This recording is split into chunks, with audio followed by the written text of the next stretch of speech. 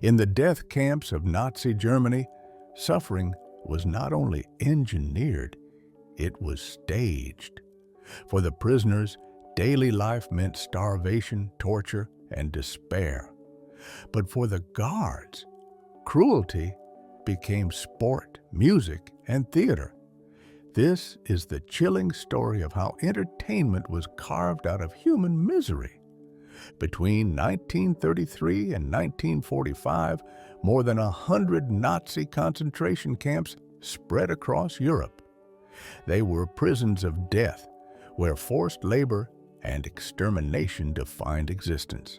But within their walls, guards sought not only domination, but amusement.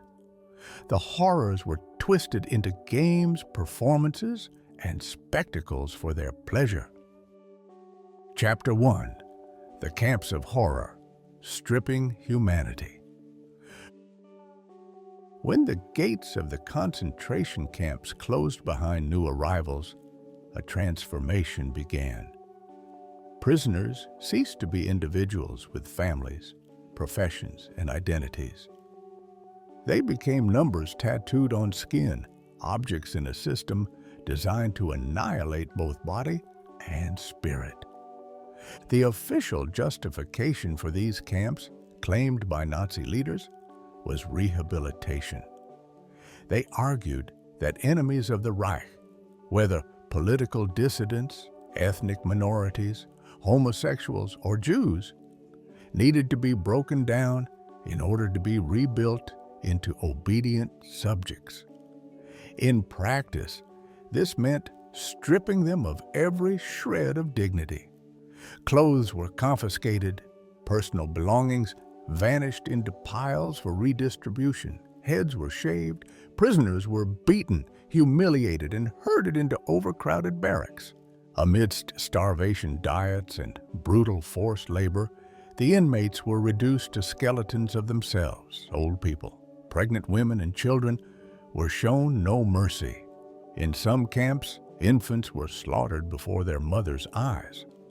Medical experiments, designed more for sadistic curiosity than scientific advancement, turned human beings into test subjects for freezing conditions, chemical burns, or sterilization trials. But beyond the systematic cruelty designed to exterminate, there was another layer, a grotesque distortion of entertainment. For the guards, prisoners became unwilling performers. Their suffering was turned into sport. Their talent exploited for orchestras, their humiliation paraded for the amusement of their captors. What was hell for millions became, for the Nazis, a theater of sadism, and it began with sport. Chapter 2: Boxing Rings in Hell, Sport as Spectacle.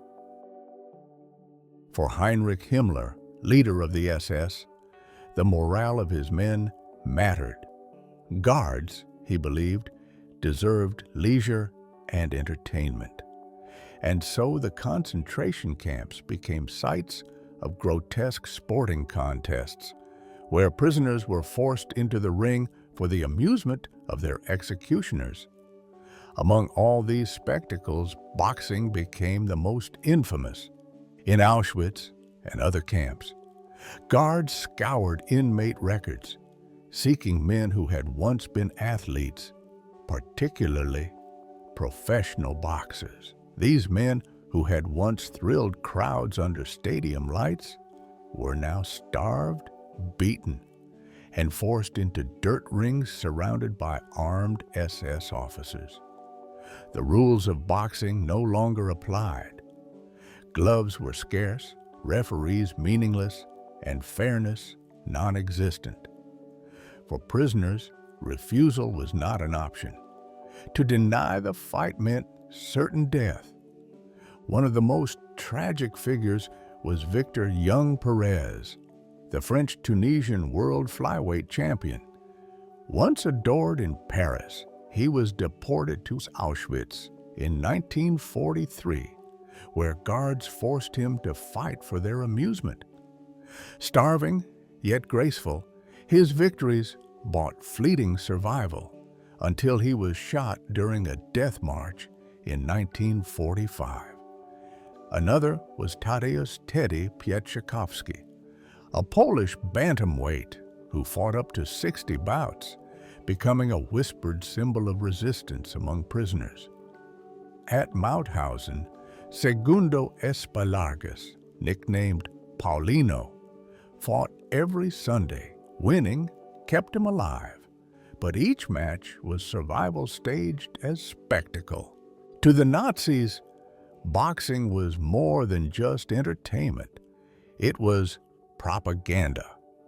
Long before the camps, the regime had celebrated boxing as a sport of racial superiority. Olympic champions like Max Schmeling, though not fully aligned with Nazi ideology, were showcased as examples of Aryan strength. In the camps, this ideology took a grotesque form. Guards staged fights not to honor sport, but to degrade.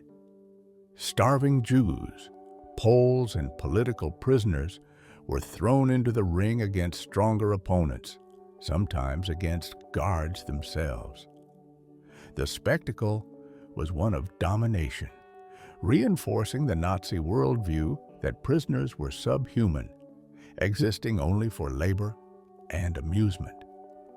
Prisoners recalled the cruel theatrics of these matches. Guards laughed and wagered cigarettes on who would win. Crowds of SS men gathered, cheering as blows landed, shouting for blood. There was no compassion, no respect for skill, only sadistic pleasure in seeing broken men forced to fight for scraps of survival. Some survivors described the silence after fights as even worse. A beaten man left unconscious in the mud might be dragged away, never to be seen again. Others were executed on the spot if their performance disappointed the guards. For those who managed to survive, the ring became a place of both torment and fragile hope. Winning might mean a piece of bread, a reprieve from a work detail, or a temporary shield from arbitrary violence. But it was always temporary. The psychology of these spectacles reveals the depths of Nazi cruelty. Sport, which in the outside world symbolized discipline, respect, and fair competition, was inverted. Here, it became a weapon of humiliation. Prisoners were denied their humanity, reduced to pawns in a sadistic game, yet, paradoxically, some fighters managed to reclaim a sliver of dignity through their defiance. By standing, fighting, and sometimes even winning, they reminded fellow inmates that the Nazis could not entirely erase their spirit. The memory of these boxing matches haunted survivors long after liberation. They spoke of the stench of sweat and blood mixing with the smell of burning flesh from crematoria nearby. The roar of SS officers cheering echoed in their nightmares. One survivor recalled they called it sport, but it was death disguised as entertainment. In the broader history of the Holocaust, these forced boxing matches may seem like a minor detail compared to mass executions and industrialized killing, yet they are crucial to understanding the full scope of Nazi sadism. They reveal how cruelty seeped into every aspect of camp life, how even sport, a symbol of humanity's best, was twisted into an instrument of degradation. The ring was no escape. It was another arena of oppression.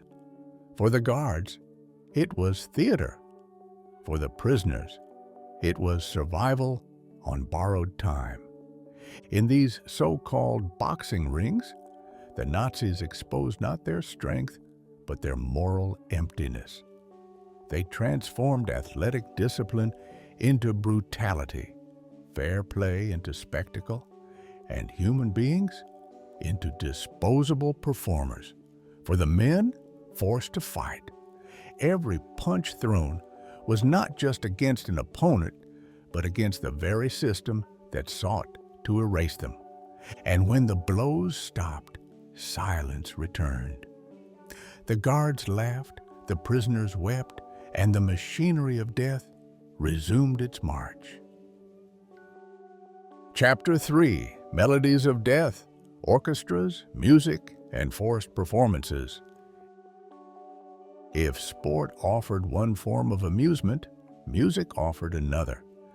Adolf Hitler idolized the works of classical composers like Richard Wagner, and his SS officers mirrored this obsession.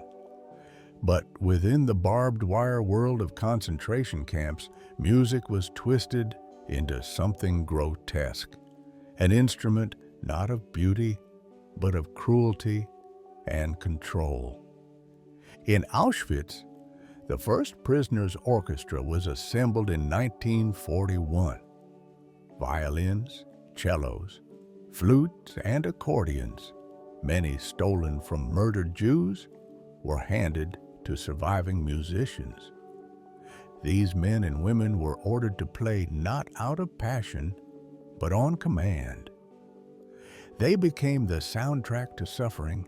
Their job was to perform uplifting marches as prisoners trudged, starving and broken, toward their slave labor details. They played soothing waltzes as men, women, and children walked unknowingly toward the gas chambers. The sound of Beethoven or Schubert drifting across the camp did not bring comfort. It was mockery. Prisoners remembered the surreal horror of hearing cheerful polkas while emaciated bodies collapsed in the mud. Guards clapped, tapped their boots, and sipped brandy as orchestras filled the night air with melodies. To them, music was a mask, a way to drown out the screams from torture chambers, the weeping of children, or the desperate cries of mothers being torn from their families.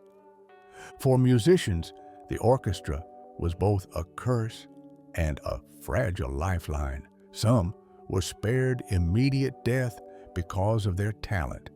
A violinist might receive an extra crust of bread. A pianist might avoid a brutal work detail.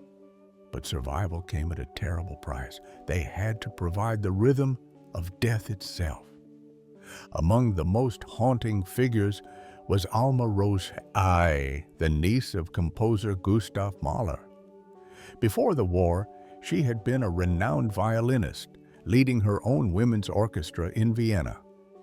Deported to Auschwitz, she was placed in charge of the camp's women's orchestra. Under her direction, the ensemble played 2 concerts a week for SS officials. Their music was polished, their performances demanded perfection. Rosé is remembered as a strict conductor, pushing her ensemble to survive through discipline and excellence. Some women later credited her with saving their lives, for she secured them marginally better conditions. Yet the bitter truth remained. Their survival depended on serenading their oppressors while others perished. Another tragic case was Kurt Geron, a famous German Jewish cabaret star and film director. Once beloved on Berlin stages, he was deported to Theresienstadt, where the Nazis forced him to participate in propaganda films designed to portray the camp as humane. Geron was compelled to sing and perform in front of cameras, projecting joy and culture for the world to see. After the film was completed, he and his fellow performers were deported to Auschwitz and murdered. His story became a symbol of how the Nazis weaponized art, exploiting talent before discarding lives. Even musical genres the Nazis officially despised were exploited. Jazz and swing, condemned as degenerate because of their associations with African American and Jewish musicians, became guilty pleasures for SS men behind camp walls. Survivors like Coco Schumann, a German Jewish jazz guitarist, recalled being ordered to play popular swing tunes at Sachsenhausen and Theresienstadt. In Auschwitz, his composition, The Dove, a tender love song, was perverted into a soundtrack for death marches, played as Jews were herded to the gas chambers. The irony was unbearable. What had once been written to celebrate life and romance became an anthem of extermination. The orchestras of Auschwitz, Birkenau, and other camps became infamous as the so-called orchestras of death. Their role was not to inspire, but to deceive, to cover horror with a harmony. The Nazis understood the psychological power of music. It created an illusion of order. It lulled prisoners into compliance. It softened the brutality of mass murder into something disturbingly ordinary. For those who played, music was both salvation and torment. A violinist might live one more week, but only by playing marches that accompanied fellow prisoners to their deaths. Survivors later spoke of the crushing guilt, the knowledge that every note of their bow or breath into a clarinet meant participation in the ritual of destruction. Some admitted that even decades later, they could not hear certain melodies without breaking into tears. The bitter paradox of these orchestras lies at the heart of their history. Music, humanity's universal language, became the Nazis' cruel joke. What should have been a source of dignity and hope was twisted into a tool of humiliation and concealment. The sweet strains of Mozart or Strauss were forced to coexist with the stench of burning bodies, and the applause of SS officers mingled with the sobs of the condemned. The melodies of death remind us that in the Holocaust, nothing was spared from corruption. Even art itself, our highest form of expression, was dragged into the machinery of genocide. Chapter 4. Games of Cruelty: Chess, Cards, and Soccer. Beyond boxing and music, Nazi guards sought leisure in simpler amusements: board games, cards, and sport. Chess and checkers were popular among SS officers, who sometimes forced prisoners to play against them. A victory for a Jew or political prisoner could provoke suspicion or a savage beating, for it challenged the Nazi myth of Aryan superiority. Many inmates deliberately lost games to avoid punishment, hiding their intellect behind feigned defeat. Card games were another staple. Decks were distributed to barracks with skat, a traditional German game, especially beloved. Guards played for hours, their laughter echoing through the camp corridors. Indifferent to the cries from outside, some even dabbled in tarot, reflecting the Nazi fascination with mysticism and the occult. But it was soccer that became a major spectacle. Inmates formed ragged teams, playing with makeshift balls of cloth. The matches were often arranged by nationality or trade: carpenters versus cooks, Poles versus Jews. Starving players collapsed mid-match, dragged away so the game could continue. Some prisoners were spared from labor because of their football skills. Satanasio Naviezo, a Spanish Republican player, was imprisoned in Mauthausen. Recognized by guards, he was given lighter duties and food rations in exchange for training SS teams. He even saved the life of a young Jewish boy by hiding him among the players. To the guards, soccer was a pastime. To prisoners, it was paradoxically both humiliation and hope, a momentary escape from despair, but always at the mercy of their captors. The Nazis believed sport reflected the strength of their Reich. Inside the camps, sport became a stage for their dominance, while prisoners played on the edge of death. Chapter 5, Sadism Unleashed, Sexual Entertainment and the Case of Ilse Koch. Beyond sport and games lay the darkest form of Nazi entertainment, sexual sadism. Women, men, and even children were subject to sexual violence in the camps. Prisoners were forced into brothels, their bodies offered as rewards for other inmates or as playthings for guards. Pregnant women were assaulted, then executed. The act of dehumanization reached its lowest depths when intimacy itself became weaponized. One figure symbolizes this perversion: Ilse Koch, infamously known as the Witch of Buchenwald. With her striking red hair and angelic appearance, she projected beauty while embodying cruelty. Married to camp commandant Karl Koch, she became notorious for her sadism. Ilse exploited prisoners for her amusement, allegedly commissioning lampshades and ornaments crafted from human skin. She roamed the camp on horseback, whipping prisoners at random, selecting victims for torture based on physical appearance. To her, suffering was spectacle. But Ilse was not alone. SS officers across camps treated inmates as objects for sexual gratification.